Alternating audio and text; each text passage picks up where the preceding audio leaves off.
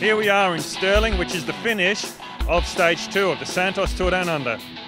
We caught up with Mike Turter earlier in the week to talk to him about the stage. Today I'm here with Tour Down Under race director Mike Turter, and we're going to have a look at Stage 2 of the Santos Tour Down Under, Prospect to Stirling. Mike, what are your thoughts? We're going back to Prospect for the start.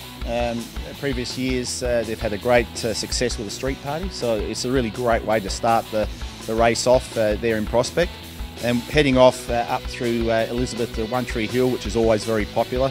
The Skoda Kingdom Mountain at Checker Hill, of course, a very popular location, but comes early in the stage, so it wouldn't be significant in terms of the overall final result. And then down through Gumbaraka, through to Woodside, but then coming onto the circuit of Stirling. The difference this year from previous years is that we're only doing 2 laps of the circuit when we come to the finish line in Stirling, whereas previously we've done up to 4 or 5 laps. So it's still going to be, I reckon, a day maybe for the all-rounders, but we've seen in previous editions Greipel finish second on one occasion. So depending on how hard they tackle those final 2 laps will determine whether the sprinters can be there at the finish.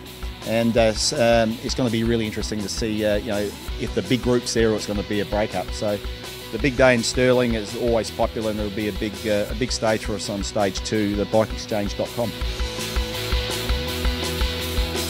It's a challenging day today. We've got Seaview Road, King of the Mountain, Checkers Hill.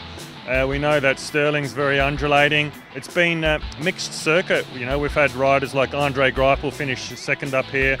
We had our own Will Clark win the stage solo, and was one of the Team UniSA's greatest victories. It's a day for the aggressors, a day for the adventurers.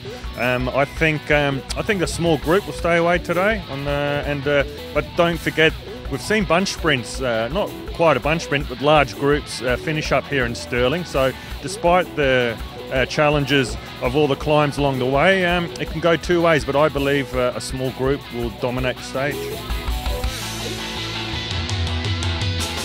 So for spectators today, it's quite an interesting course. The 2 loops through here at Stirling, people will really want to get here to see that. But for those that are really agile, I think what they'll be able to do is actually see the mountain stages. There's 2 King of the Mountains, one at Seaview Road and one at Checker Hill. And I think if people really want to see that, they should set themselves up there, see the riders come through, and then make their way around here to Stirling and see the fantastic finish that will almost certainly occur just as in previous years. So from us here in Stirling, we'll see you trackside.